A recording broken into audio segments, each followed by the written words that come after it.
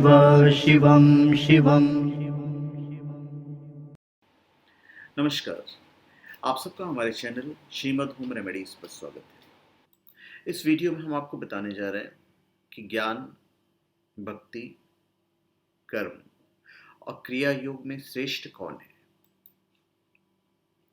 खास करके ज्ञान, भक्ति और कर्म, ये तीनों ही जीवन की आवश्यकताएं हैं। कर्म, भक्ति और ज्ञान जन्म मृत्यु से पार मोक्ष के रास्ते दिखाते हैं।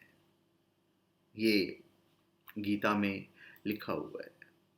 देखिए, ज्ञान, भक्ति और कर्म तीनों जीवन की आवश्यकताएं हैं। कपड़े के मैला होने पर उसे धोकर साफ करते हैं, वैसे ही मन का मैला साफ करने के लिए भक्ति के जल में भिगोकर उसे ज्ञान के साबुन से धोना ही पड़ता है। श्रीमद् भागवत कथा में सुदामा कृष्ण और कृष्ण दाऊ प्रसंग का वर्णन किया गया है। यदुवंश के नाश की चर्चा करते हुए उन्होंने कहा कि यदुवंशियों का अहंकार इतना बढ़ गया था और वही उनके विनाश का कारण बना। उन्होंने कृष्ण के संदेश के बारे में बताया कि अकेले ही संसार से जाना होता है। यहाँ कोई अपना नहीं, तुम्हारा शरीर भी यहीं छूट जाएगा, न घर अपना न परिवार अपना, लेकिन तुम जियो तो सबके बनकर जियो। ज्ञान, भक्ति, कर्म योग और क्रिया योग, ये सभी इश्क को पाने के साधन हैं। साधक के मन में अक्सर यह प्रश्न उठता है कि इसमें श्रेष्ठ कौन है। कैसे साबित करेंगे आप? ज्ञान मार्ग का उपासक जो बुद्धि पर ज्यादा जोर देता है, उसके अनुसार हर बात तर्क से सिद्ध होनी चाहिए। वो दूसरे मार्ग का अनुसरण करने वाले को हेय दृष्टि से देखता है। उसे लगता है कि दूसरे सब मूर्ख हैं, क्योंकि असली रहस्य से तो वो उलझता है। भक्ति मार्ग का उपासक अन्य मार्ग वालों पर तरस करता है। उसे लगता है कि जब ईश्वर को आसानी से प्रेम करके पाया जा सकता है, तो ये सारे नादान लोग अलग अलग दिशाओं में क्यों भटकते हैं। कर्मयोगी जो होते हैं, वो ये जितने बाकी लोग हैं सब आलसी लगते हैं। उसके अनुसार बिना अन्न उपजाए, घर साफ किए, भोजन बनाए ये दुनिया चल ही नहीं सकती। ये सब तो आलसी हैं, कुछ करना चाहते नहीं, इसलिए ज्ञान, भक्ति और क्रिया में उलझे रहते हैं। जो क्रिया योगी है वो ये मानता है कि ईश्वर को पाने का उपाय यही है कि ऊर्जा को ऊंचे तल में ले जाया जाए। अब ऊर्जा उच्च तल में कैसे जाएगी, इसके लिए ध्यान, नियम सब करने पड़ेंगे। यही क्रिया है, इसके बिना मुक्ति संभव नहीं है। तो बैठे बिठाए भोजन करने से या ज्ञान बांटने से तो ये होने से रहा। तो इस प्रकार ये सब अपने मार्ग पर ये लोग चलते हैं। अब हम मुख्य मुद्दे पे आते हैं। भाई, एक ही काम करना है, हमें सबके काम आना है, लेकिन किसी को अपना ना मानो, किसी से कोई अपेक्षा न रखो। भगवान श्री कृष्ण ने यही कहा है। भगवान श्री कृष्ण ने कहा है कि भागवत कथा संपूर्ण सुधा पीना आवश्यक नहीं है, लेकिन कथा सुधा की एक बूंद को भी ग्रहण कर लिया तो जीवन सफल हो जाएगा। जैसे अमृत की एक बूंद ही अमृत प्रदान करती है। उन्होंने कहा कि कल्पना जीवन को महत्व देने का श्रेष्ठ माध्यम है।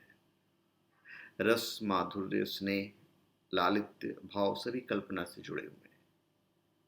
जीवन वर्तमान है, स्मृति अनुभव है और कल्पना शक्ति व्यक्ति की योजना शक्ति है।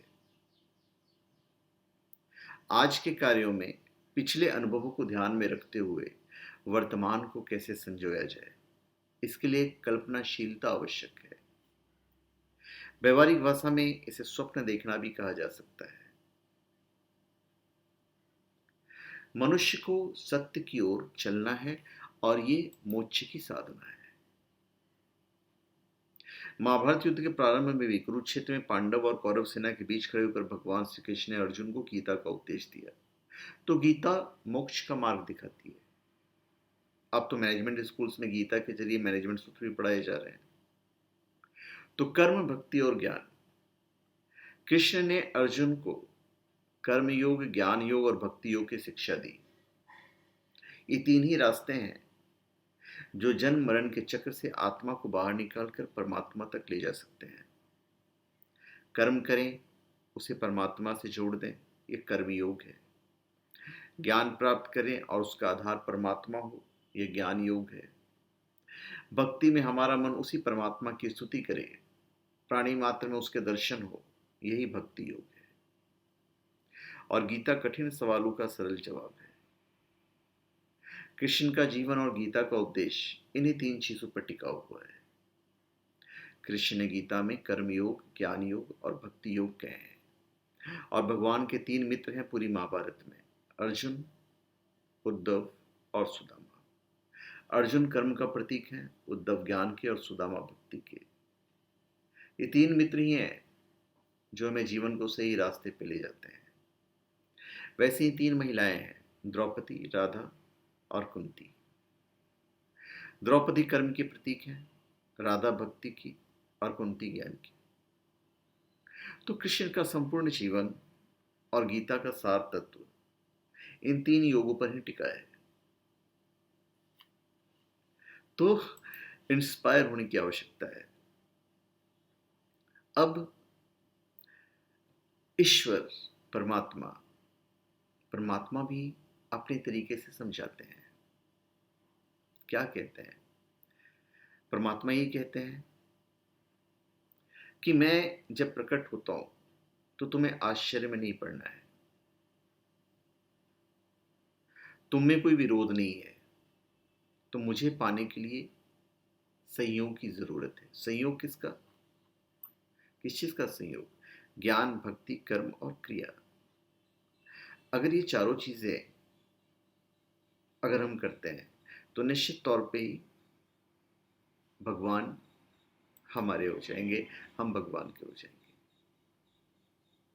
अगर कोई अंधकार में चलता है तो उसे एक टॉर्च द्वारा प्रकाश देने वाला यंत्र चाहिए, अन्यथा वो गहरी खाई में गिर जाएगा। तो ये जो टॉर्च है, यूं ही समझ लीजिए कि ज्ञान, भक्ति और कर्म है। तो आपने गीता में देखा ही है, युद्ध के पहले सामने खड़ी सेना में अपने ही परिजनों को देखकर अर्जुन दुखी हो जाते हैं, संन्यास का मन बना लेते हैं। तब युद्ध रोकने का हर संभव प्रयास कर चुके कृष्ण ने उन्हें युद्ध के लिए प्रेरित किया। तो ये बड़ा भारी विरोधाभास है। जो कृष्ण शांतिदूत बनकर इंद्रप्रस्थ ना देने पर दुर्योधन से 5 गांव मांगकर भी युद्ध टालने को राजी हैं, वे अर्जुन को समझा रहे हैं कि युद्ध कर और उन सबको मार जो अधर्म के शिविर में है। तो गीता सिर्फ पढ़ने वाला ग्रंथ नहीं है, समझने वाला ग्रंथ है। संसार का श्रेष्ठ ज्ञान युद्ध की आशंकाओं और जवाब के बीच आया है। तो संदेश ये है कि दबाव में या दबाव से परेशान होने की आवश्यकता नहीं है। तो धन्यवाद, आप सबका हमारे चैनल पर स्वागत है। आप हमारे चैनल पर सब्सक्राइब करें और अपनी कमेंट दीजिए। धन्यवाद।